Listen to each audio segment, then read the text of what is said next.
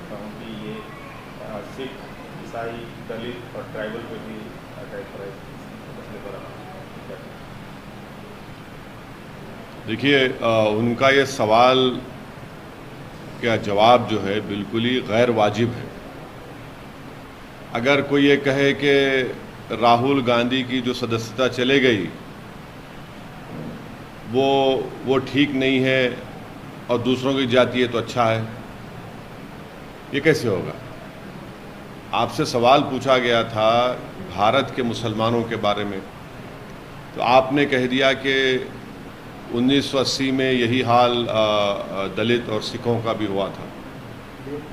तो 1980 में राहुल गांधी नहीं जानते कि यूपी में सरकार उनकी थी, तो हाशिमपुरा हुआ, मलियाना हुआ। 1980 में उन्हीं की पार्टी की सरकार थी, तो दिल्ली का मैसेकर हुआ। यूपी में उन्हीं की सरकार थी, तो मुरादाबाद की ईदगाह में 400 से ज़ायद मुसलमानों को पुलिस फायरिंग में मार दिया गया। 1980 में उन्हीं की सरकार थी जब दिल्ली की सड़कों पर सिखों के खून से होली खेली गई थी। तो आपको ये बोलना चाहिए कि मुसलमानों पर अगर हो रहा है तो क्या हो रहा है। ये टाल मटोल का जवाब देना कि 1980 में ऐसा हुआ था। अब फिर राहुल गांधी को ये भी बोलना चाहिए था कि उनकी सरकार राजस्थान में है, जुनैद नसीर कैसे मारे गए और अब तक उनके कई कातिल एलिज एक्यूज नहीं पकड़े गए।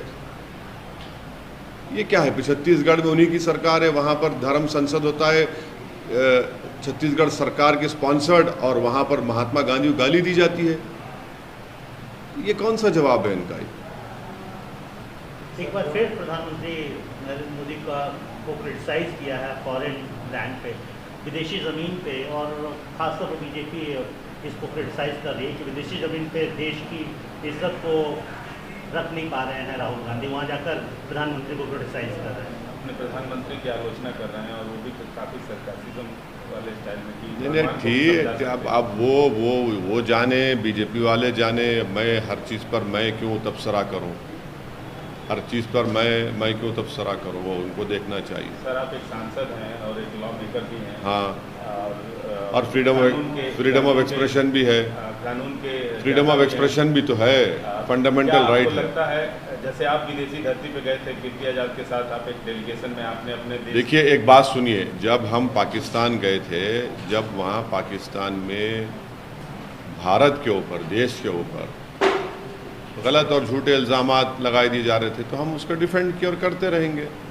अब कोई उनकी शख्सी राय है, पर्सनल राय है, तो उस पर हम कैसा बोलेंगे? उनसे पूछिए, उनके पार्टी के जो स्पोक्स पर्सन है वो सही तरीके से जवाब दे पाएंगे। काफ़ी लंबे अरसे से सर पहले जंतर मंतर पर रेस्टलेस प्रोटेस्ट करते हैं, उसके बाद जिस दिन पार्लियामेंट का इनॉग्रेशन होना होता है उस दिन उनको हटा दिया जाता है। अभी भी उनको उनके ग्रीवेंसेस को, उनके जो कंप्लेंट्स है उसको सरकार की तरफ से एड्रेस नहीं किया जा रहा है। कई मंत्रियों से इस बाबत सवाल पूछा गया तो वो भागते नजर आए। इस पूरे जो आंदोलन है प्लेयर्स का, रेस्लर्स का, जो कई जगहों पर इंटरनेशनल इवेंट पर अपने मेडल्स लेके आए हैं, कंट्री का नाम ऊंचा किया है, इस पे आप इस पूरे एपिसोड को कैसे देखते हैं? देखिए, इस पर तो दिल्ली पुलिस ने आज कह दिया कि उनके पास सफिशिएंट एविडेंस नहीं है बीजेपी के एमपी के बारे में कुछ कार्रवाई लेने के लिए। अब ये मसले में जिनको बोलना है वो उनको बोलना चाहिए, मगर मैं आपसे कह रहा हूँ कि जब CAA का प्रोटेस्ट हो रहा था, जब शाहीन बाग हो रहा था या चौतरफ हो रहा था, तो सब लोग बैठकर तमाशा देख रहे थे। जब किसानों का हो रहा था तो सब लोग बैठकर तमाशा देख रहे थे। अब देखिए अब आप क्या हो रहा है। अब तो ये जो रेस्लर्स का मामला है, ये तो अब दिल्ली पुलिस को बताना पड़ेगा और सरकार को बताना पड़ेगा। मैं क्या बोलूँ उसमें? आपका कहना है कि उन लोग, कई सारे खिलाड़ियों ने, कई सारे सेलिब्रिटीज़ ने पुराने जो CAA का प्रोटेस्ट है, शाहीन बाग का प्रोटेस्ट है, उसको सपोर्ट नहीं किया, इसलिए आप नहीं, मैं ऐसा नहीं कह रहा हूँ। मैं ये कह रहा हूँ कि आपके सामने सब चीज़ें हुई हैं। अब दिल्ली पुलिस ने खुद कह दिया तो फिर हम क्या बोल सकते हैं? अभी दिल्ली पुलिस का वर्जन आया, अभी वो कह रहे हैं, तो ये तो, और आपकी बात सही है कि सरकार की जितनी महिला मंत्री हैं वो बिल्कुल ही खामोश बैठे हैं। एक तो वीडियो देखा मैं कि एक महिला मंत्री माशाल्लाह दौड़ रही हैं।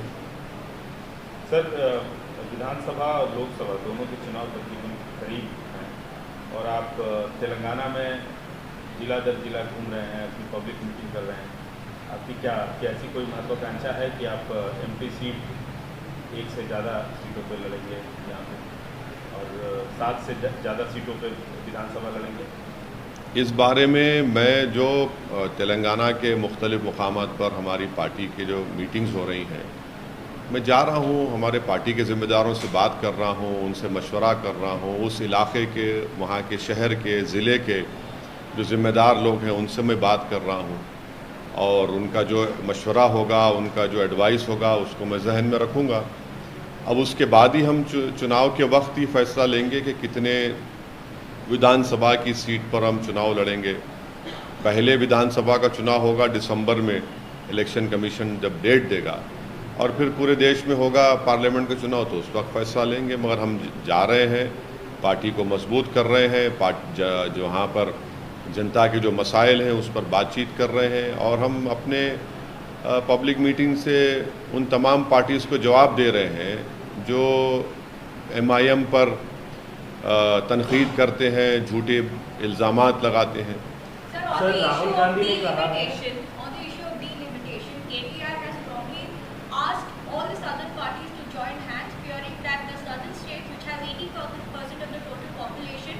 be at the risk of losing out on Lok Sabha seats. As somebody who is prominent from Hyderabad, where do you stand on this? This concern has been voiced from last 5 years that you cannot penalize those states which have controlled the population. And if you are going to make a benchmark of delimitation on the basis of population, then of course it is a valid point that how can you penalize those states which have controlled the population, wherein the TFR rate has come down even below the national TFR rate. So there has to be, if we have to go forward, we'll have to find a way wherein those states do not lose their parliament seats just because they have controlled the population. In fact, when the Sangh Parivar and the BJP blames this huge population which we have, but what is their position now on this? Do they want the delimitation to be done on population, or do they want to be done on the basis of how those states have controlled the population?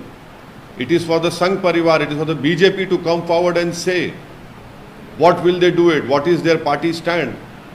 Are they going to penalize those states which have brought down population and thereby they lose parliament seats in the process? And in a federal system, how can you penalize those states who have controlled population, thereby they lose parliament seats? And thereby when they lose parliament seats, their influence in Delhi, in government formation will of course come down. And as it is, we know the way population is growing, it is the 50% of the population of India would be in next a few years would be in 3-4 states. So that is a huge cause of concern. That is a great friction point. That will lead to, if BJP and other parties insist on the basis of population, then it will lead to huge, social movements will arise. People will come out on streets. So that is an important point which the Honorable Minister has made. Sir, Rahul Gandhi ने कहा है कि जो नफरत के बाजार में मोहब्बत की दुकान खोल रहे हैं और मुसलमान इसको खास करके बहुत ज़्यादा अच्छी तरीके से समझ रहे हैं कांग्रेस पार्टी के लोग, तो इस पर आप क्या कहेंगे? भाई उनको जाकर अशोक गहलोत को सिखाना चाहिए। जब जुनैद नसीर की हत्या हो गई तो 15 दिन लगे उनके कांग्रेस के मुख्यमंत्री को पीड़ित परिवार से जाकर मिलने के लिए, और उनको एक्सग्रेशिया मिलता है 15 लाख, दूसरों को मिलता है 50 लाख। उनको जाके बताइए, आप उनसे पूछिए। छत्तीसगढ़ में आपकी सरकार ने एक धर्म संसद स्पॉन्सर किया जिसमें महात्मा गांधी को गाली दी गई, वहाँ बताइए आप।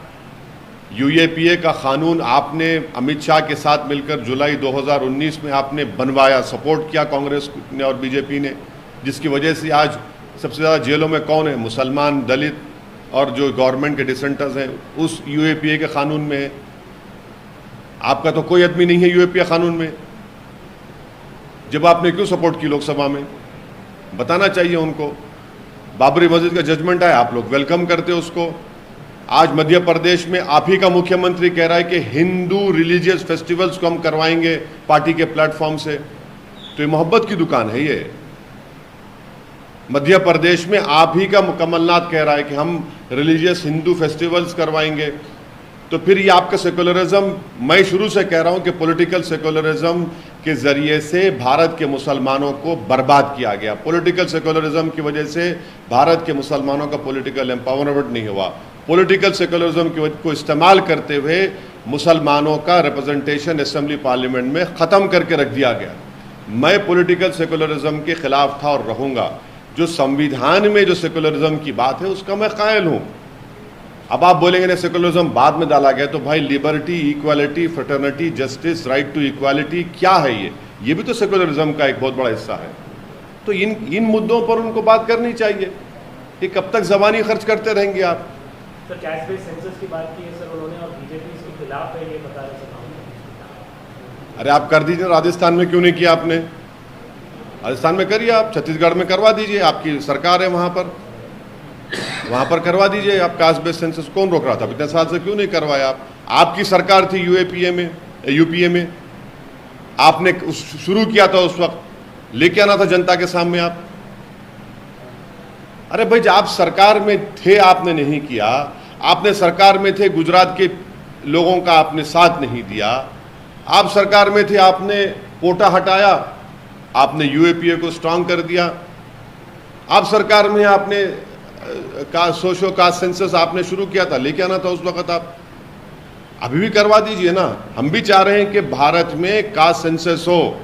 हम भी मानते हैं कि रिजर्वेशन की 50% की लिमिट को ब्रीच होना चाहिए, जिसके लिए नरेंद्र मोदी के पास 300 एमपी है।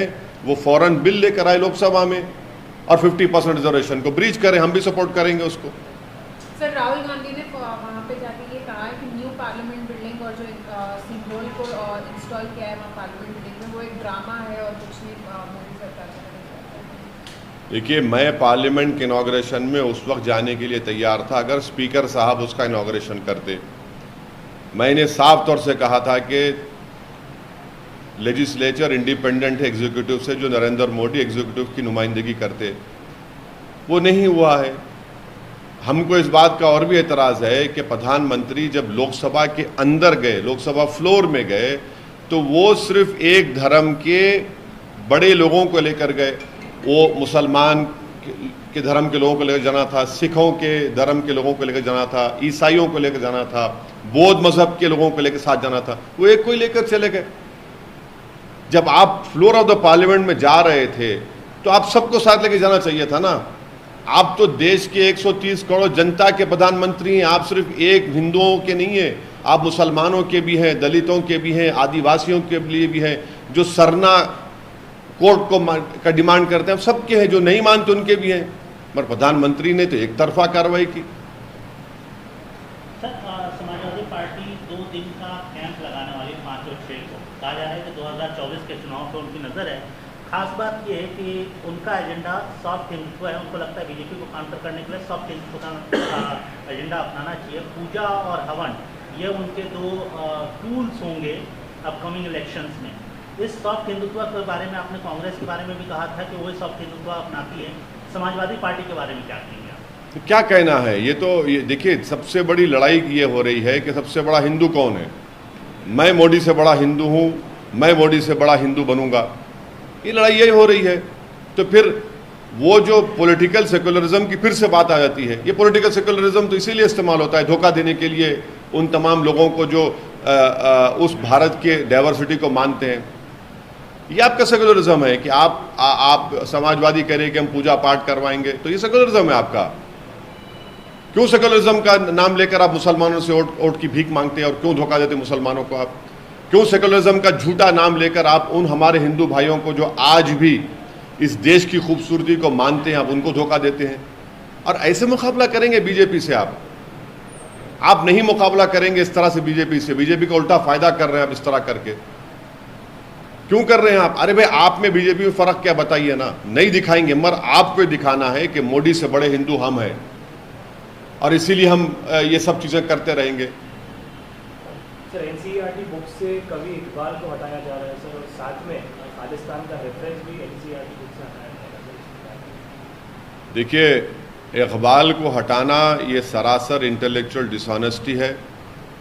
सारे जहां से अच्छा जो तराना लिखा वो आप क्यों निकाल रहे हैं उसको? भाई, लोगों को पढ़ने दीजिए।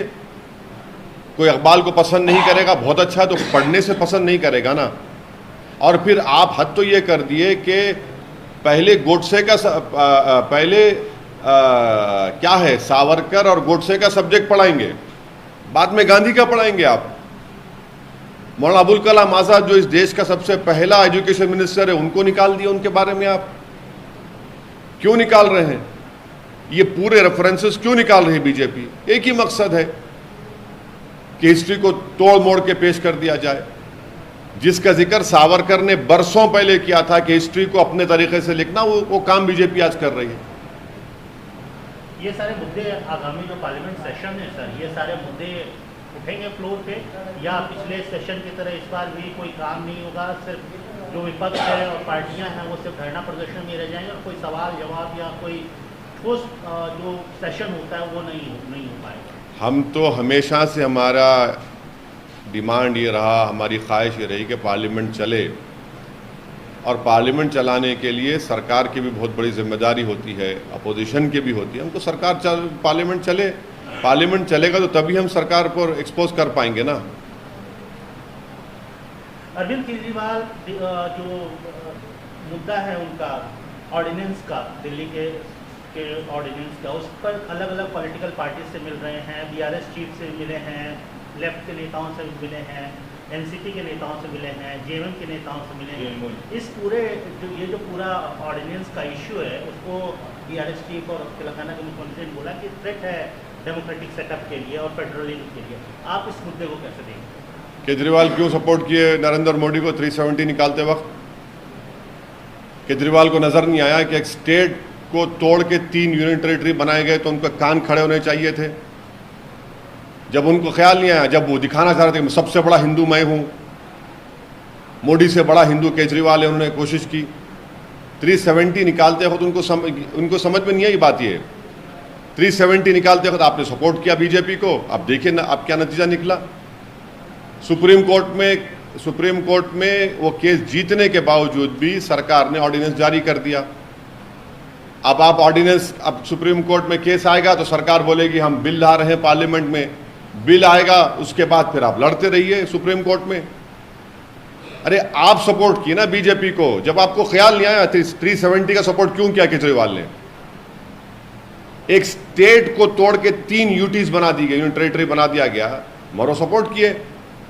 जितने पार्टियां सपोर्ट किए 370 में, आज क्यों ये बात कर, जब उनको ख्याल नहीं आया था जब 370 के वक्त कि वो कॉन्स्टिट्यूशनल ब्रीच है?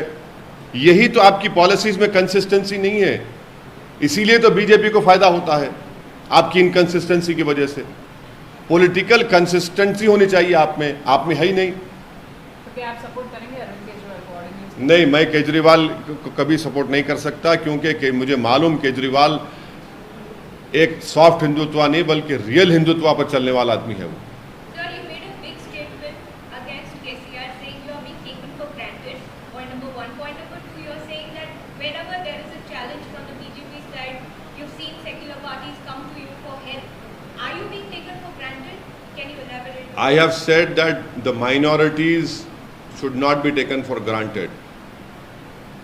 I have said that the people of Hyderabad, especially that one last bit of metro rail from the Gandhi bus stand to Falaknuma must be taken up.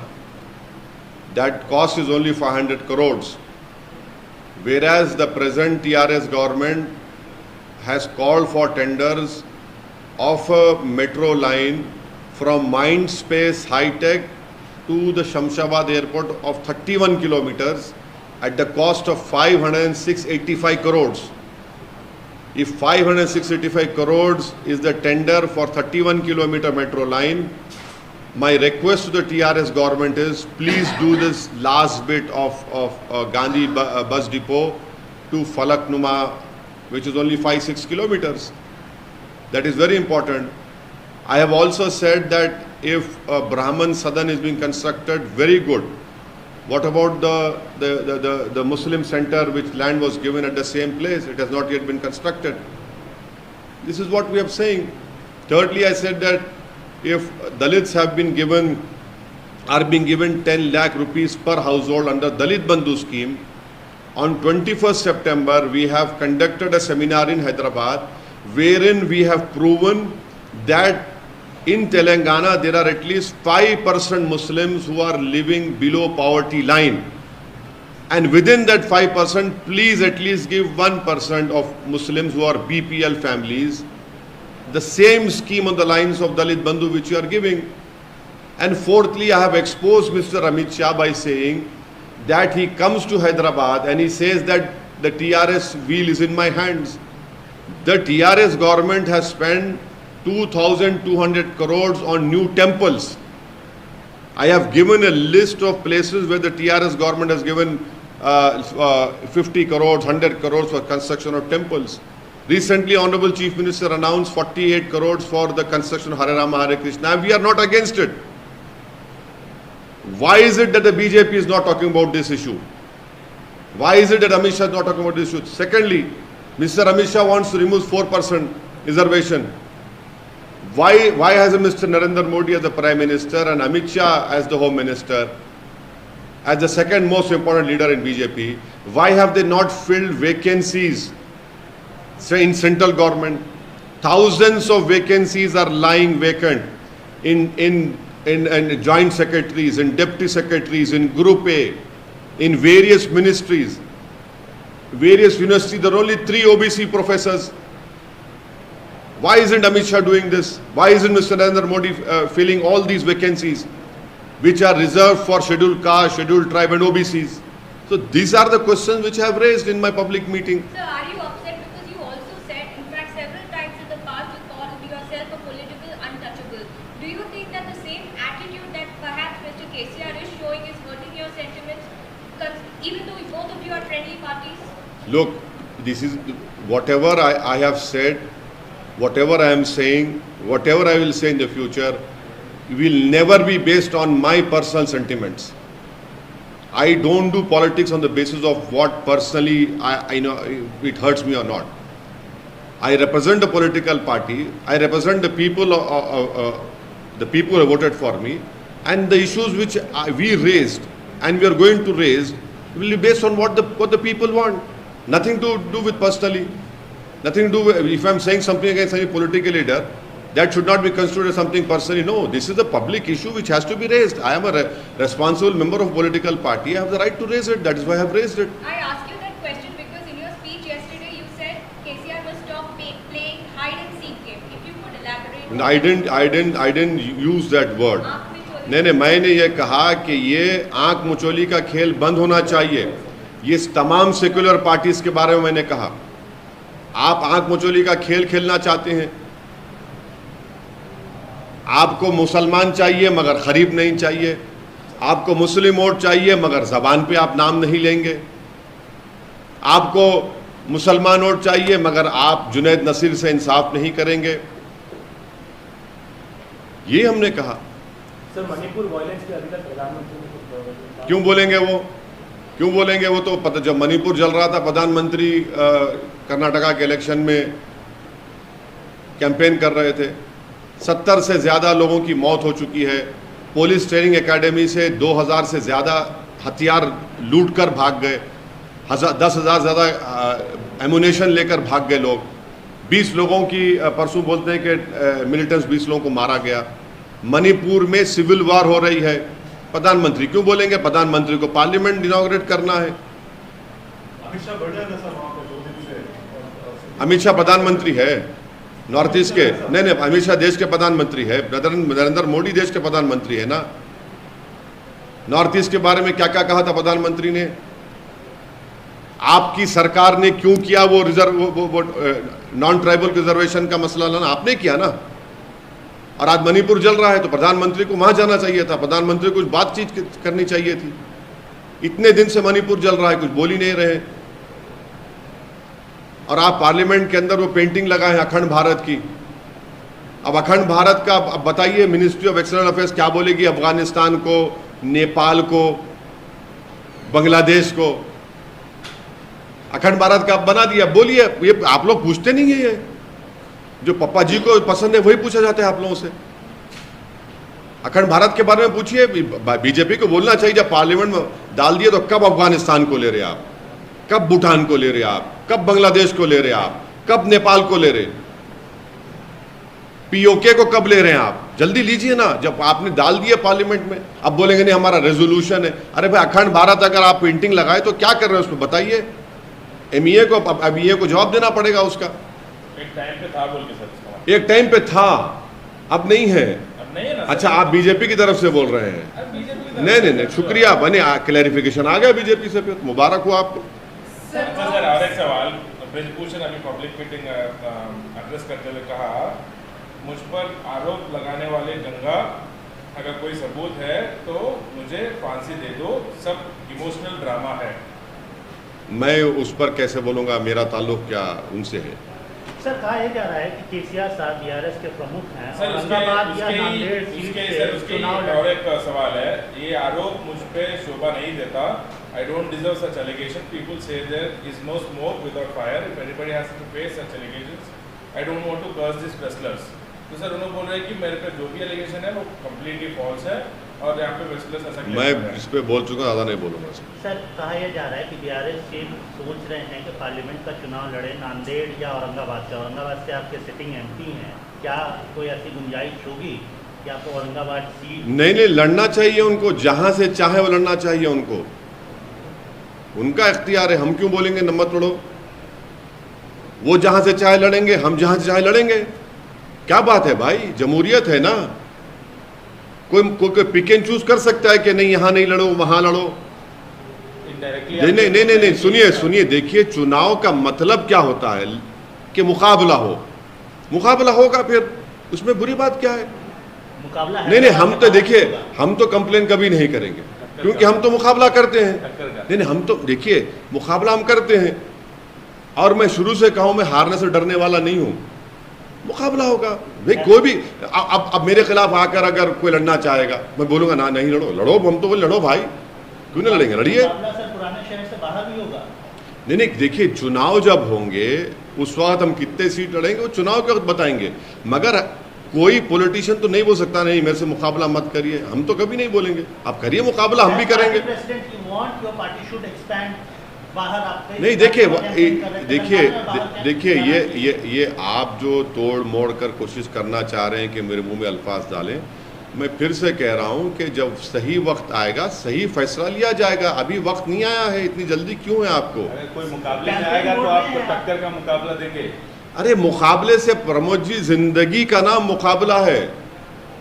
देखिए जिंदगी का नाम मुकाबला है और मैं जो जिम्मेदारी मुझ पर यहाँ तक आई है मुकाबले से आई है, मुकाबला करेंगे। कोई अरे आप मुकाबला करके ऊपर नहीं आए आप लोग। नहीं, आप कहाँ से आए? आप कहाँ से आए? आप लोग सब मुकाबला तो किए ना, सब मुकाबला करते हैं। ये जिंदगी का फन ये है, मुकाबला है, मुकाबला होगा। और चुनाव में मुकाबला नहीं तो क्या होगा? जमहूरियत में जमहूरी तरीके से मुकाबला होता है ना। सीधा सवाल है कि एमआईएम के एमपी 2 से ज़्यादा बढ़ेंगे, आप एमपी सीटों पे ज़्यादा लड़ेंगे तेलंगाना में? नहीं, पिछले बार हम तो 3 एमपी लड़े थे। हैदराबाद की आवाम को लाखों सलाम, बीजेपी हार गई, इंशाल्लाह फिर हराएंगे वो लोग। औरंगाबाद की आवाम को लाखों सलाम, इम्तियाज जिलो कामयाब किया, दोबारा इंशाल्लाह इम्तियाज को कामयाब करके एमपी बनाएंगे। किशनगंज से हम लड़े, 3 लाख वोट लिए, कामयाबी नहीं मिली, मगर बीजेपी नहीं जीती, तो किशनगंज जरूर लड़ेंगे।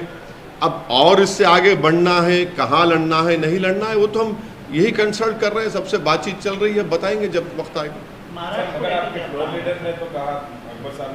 अकबर साहब तय नहीं करते कितने सीट लड़ना, वो असदुद्दीन ओवैसी पार्टी प्रेसिडेंट तय करते हैं।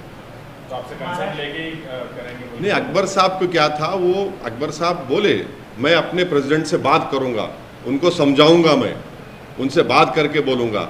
तो अकबर साहब बोले हैं, आप पूरा नहीं बोल रहे, आप खामखा आप दो भाइयों के बीच में आप एक अरे सर मैं जो है वो बोल रहा हूँ। मत करिए। अरे सर है, मतलब है, चांसेस है क्या? क्योंकि टीआरएस में भी वो झलक दिख रहा है कि मैं नहीं लड़ना चाहिए।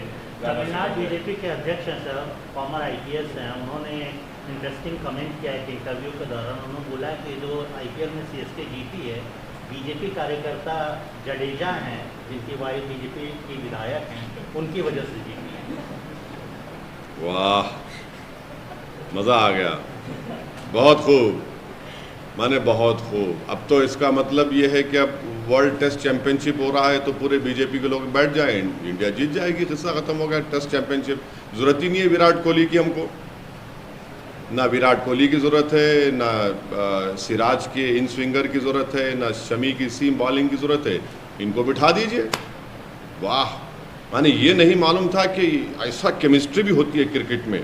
क्या बात है, जो ज़िंदगी अपनी लगा दी है उस खेल में, कितनी मेहनत करते सब लोग दिन रात, और वो बोलते हैं कि वहाँ पहुँच गए तो जीत गए। अरे चमचागिरी करना है तो इतना तो मत गिरो। आप भी क्रिकेट खेलते रहे हैं? नहीं, हम भाई साहब देखिए, खेल स्पोर्ट्स को स्पोर्ट्समैन स्पिरिट में लेना चाहिए। कोई जीतेगा कोई हारेगा, उसको भी आप पॉलिटिकल कलर दे रहे हैं तो फिर अब ये तो हिमाकत है। अरे भाई स्पोर्ट्स है, आप उनकी कदर करिए। वो बहुत मेहनत करते हैं वो लोग, और मेहनत करके आते हैं। माने क्या क्या नहीं करते वो लोग, क्या किन चीज़ों की कुर्बानी नहीं देते वो लोग, तभी जाकर वो इंडिया को खेलते हैं भाई। अब आप इसको इतना डिमीन कर रहे हैं उनको, तो ये तो नाइंसाफ़ी है उन तमाम स्पोर्ट्समैन से। सर, सेंट्रल गवर्नमेंट के 9 इयर्स कंप्लीट होने पे बीजेपी के सारे नेता जो है वो हर शहर में जाके सारे स्कीम्स और प्रोग्राम्स के बारे में बात कर रहे हैं। आपने भी कल ट्वीट किया था उसके ऊपर, और आपने सवाल उठाया था कि ये लोग इस बारे में, इस मुद्दे पे क्यों नहीं बात करते। मैंने, आपने सही कहा, मैंने कहा कि बीजेपी के 9 साल में डिमोनेटाइजेशन हुआ, उस पर तो कुछ बोलिए, जिससे हमारी आधा GDP गिर गया। 2020 के दिल्ली के राइट्स, सिविल वॉर है मणिपुर में, चाइना 2000 स्क्वायर किलोमीटर पर कब्जा करके बैठा है डेप्सांग डेमचौक में, इन्फ्लेशन बढ़ रहा है, आमदनी कम हो रही है, इस पर थोड़ा बोलिए।